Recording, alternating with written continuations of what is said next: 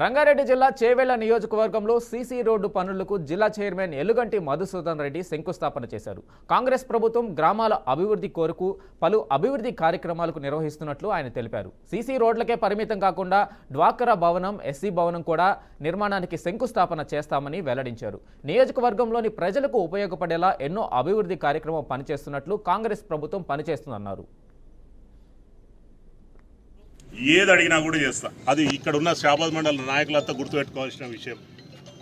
ఎవరన్నా TRS party వాళ్ళు నా దగ్గరకు వచ్చి వాళ్ళ పర్సనల్ పెళ్లి కార్డులు కానీ దావత్లు కానీ ఉంటే ఖచ్చితంగా వస్తా పోతాం.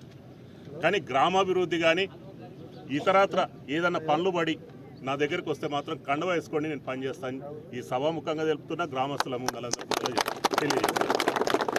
ఈరోజు ఏదైతే సీతారాంపూర్ కానీ చందనవెల్లి కానీ ప్లాట్లు ఇవ్వడం జరిగింది.